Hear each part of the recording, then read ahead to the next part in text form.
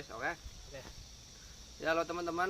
Assalamualaikum warahmatullahi wabarakatuh, teman-teman. Nih, Waalaikumsalam warahmatullahi wabarakatuh. lama ya nggak jumpa teman-teman. Udah berapa bulan saya nggak upload video ini? 2 bulan. 2 bulan ya. Iya. Soalnya Sebulan 2 bulan. ya biasalah, posisi lagi jadi bebunya orang, jadi ya kadang capek. Kulinya Cina gitu ya. Iyalah, kulinya Cina lah. Kadang capek atau gimana, waktunya nggak ada. Jadi pulang kerja itu udah capek. Jadi pikiran buat motivasi bikin video itu nggak ada. Nah, sekarang ini ada kesempatan kan, hari Minggu libur, dan mumpung nih brother senior Amegot ya. Iya, betul. Amegot ini lagi main ya, collab lah, iseng-iseng lah, cerita. Jadi ini saya mau tanya ini tentang Amek, tentang pekerjaan lah dan sama jobnya ini. Dulu Mas Amek sendiri ini masuk Taiwan itu tahun berapa itu? Tahun 2014 ya. Sekarang udah berapa? 2024, udah 6 tahun. 6 tahun. Ya? Iya. 6 tahun ya. Iya. Dulu kerja apa dulu? Kerjanya di pabrik rebung. Jobnya PRT. Oh, kok bisa? Iya, caregiver gitu. Maksudnya kan itu tahun 2014 ya. Aku Iya. daftar di PPUK di Jakarta itu. Iya. PT-nya di Kranggan lah, daerah Kranggan itu cabang. Kalau pusatnya di daerah apa ya, Kapuk lah. Daerah Penteng Kapuk ya. Bukan Pantai Indah Kapuk, pokoknya di daerah Jembatan Genit itu Pesing itu. Oh, Pesing. Daerah Pesing ya. Jakarta Barat Grogol lah, ikutnya Grogol sana. Itu pusatnya di situ. Nah, aku daftar di situ tahun 2014 ya. Terus terbangnya waktu 2014 juga itu, terbangnya waktu pemilihan presiden itu. Aku di pesawat. Pesawat ya. Iya, jobnya PRT. Terus tapi aku kerjanya di pabrik rebung. Tapi itu udah perjanjian di sono. Oh, udah perjanjian. Iya, udah ditawarin. Itu emang kita biasanya kalau urus-urus ke luar negeri ya, biasanya kan Mas Tamik sendiri kan jobnya itu kan PRT aja, job Iya. jaga akong ya. Jaga orang sakit, maksudnya anaknya bosnya yang terbelakang mental. Gimana ya, maksudnya kayak idiot gitu. Oh, jadi jobnya itu jaga pengasuh lah intinya Iya. ya.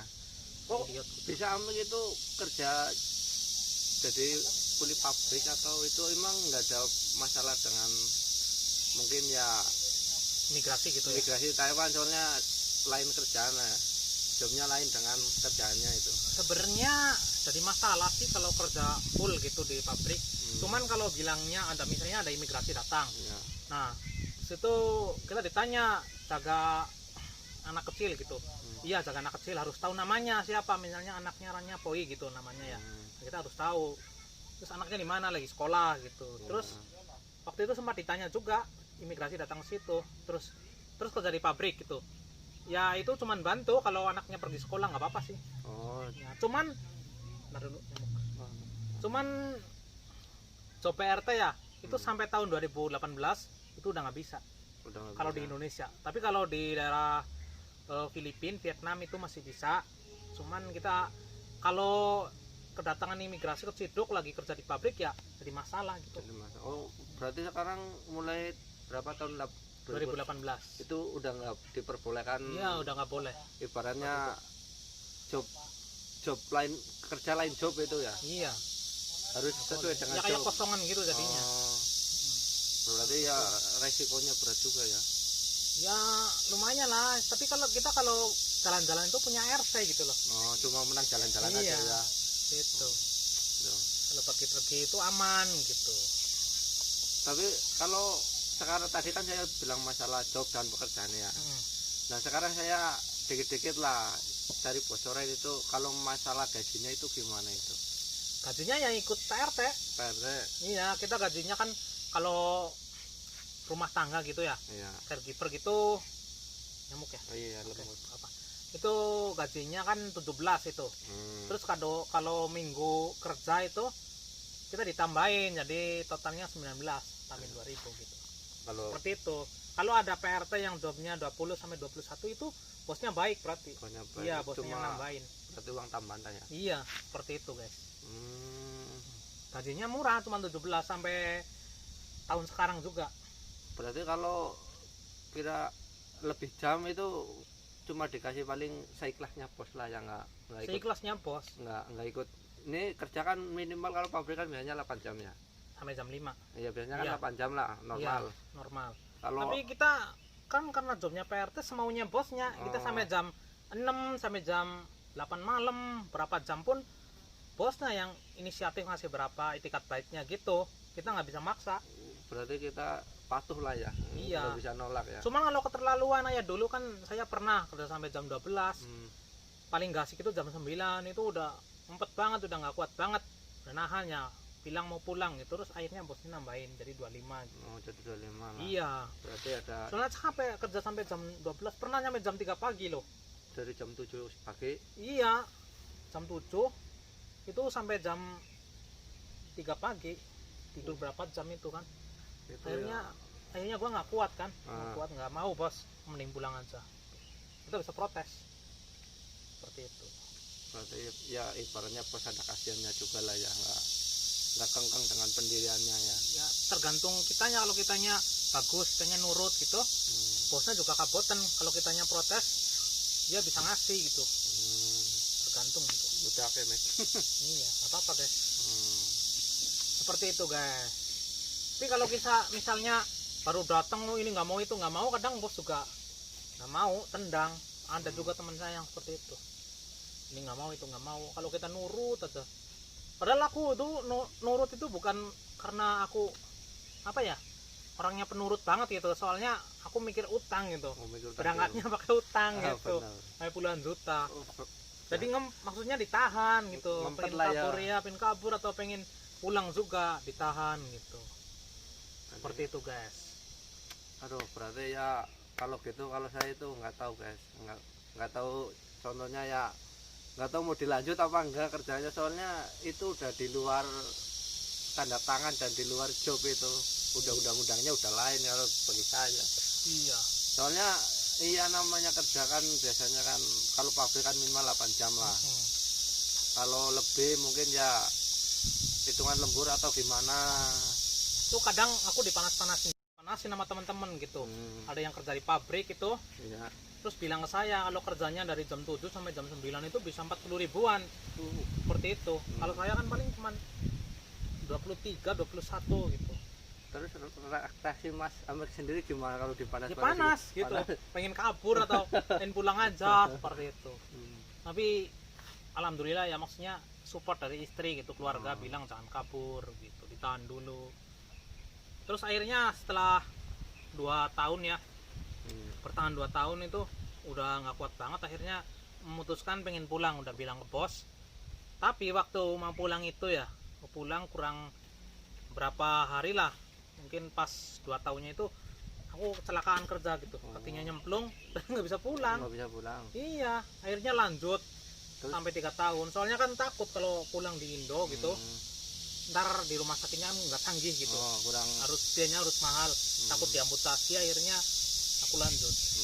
Iya.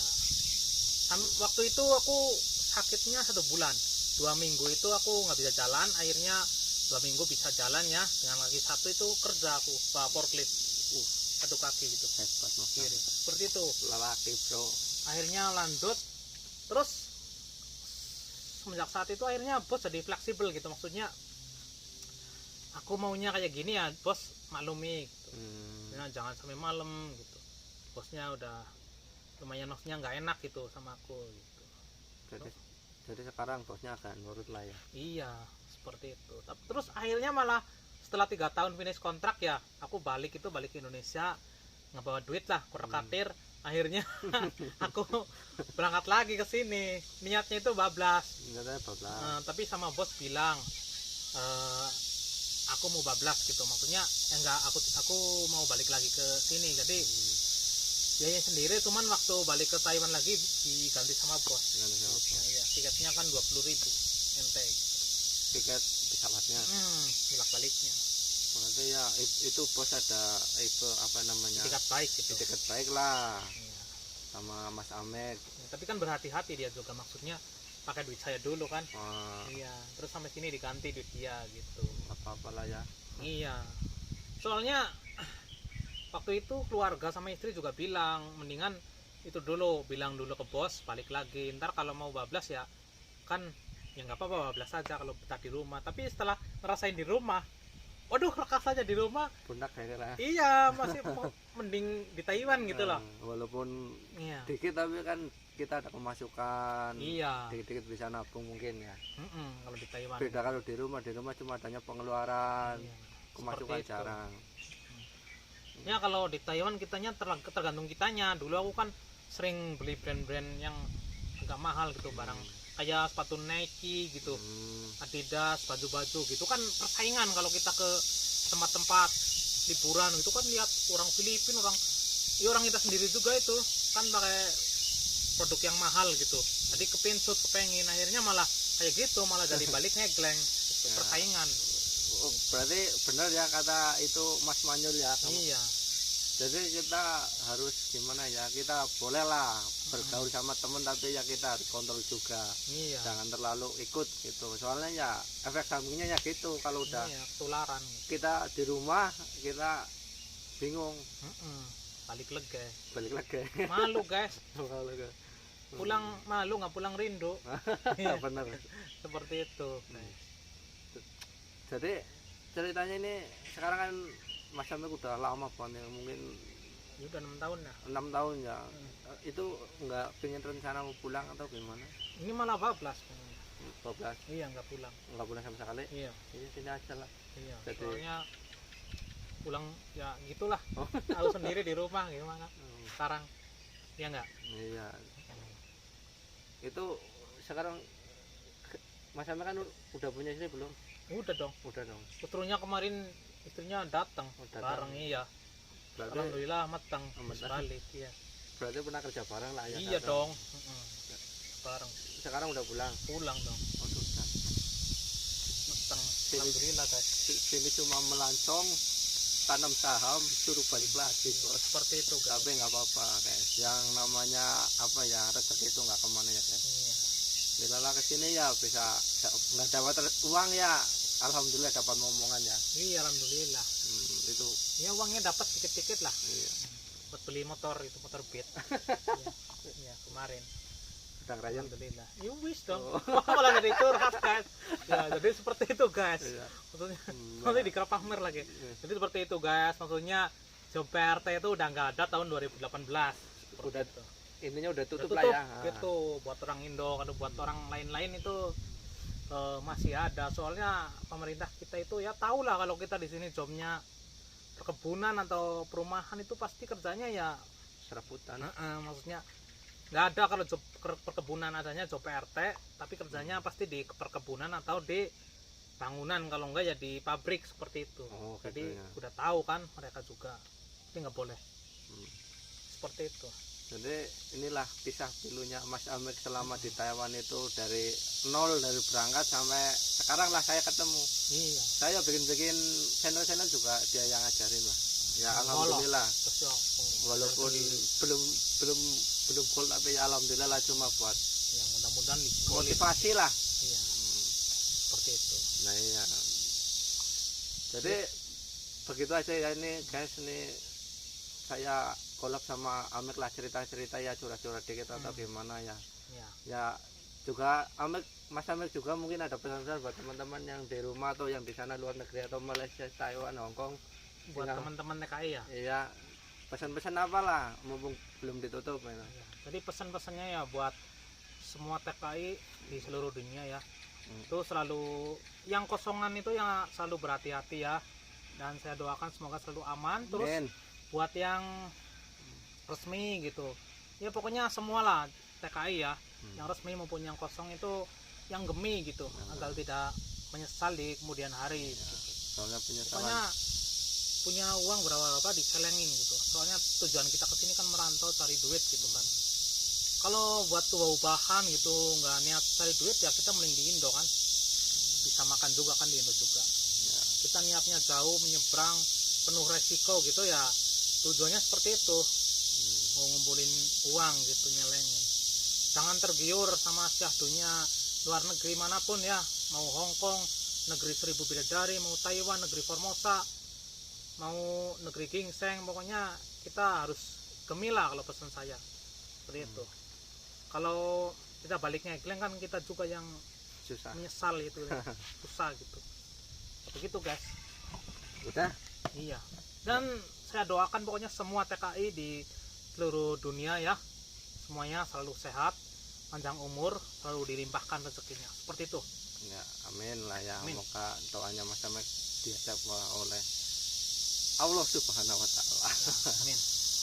Ya udah guys, sekarang saya tutup dulu ya guys. Ya, lain kali kita mungkin kalau ada waktu saya bincang-bincang lagi lah dengan Mas Amekot ini. Ya. Biar kita tambah dekat ya. Soalnya Oke. soalnya dia yang cari apa ya, yang bikin motivasi saya lah ya. Pokoknya mencari, memberi saya semangat terus. Waduh, saya udah gini terus naik turun, tapi ya dia selalu dukung ya. Makasih ya bro. Ya, ya. Ya udah. Aku juga makasih guys. Ya. Ya udah guys, kita tutup dulu ya guys ya. Oke. Udah sore nih ya. Udah, assalamualaikum warahmatullahi wabarakatuh. Waalaikumsalam. Ya.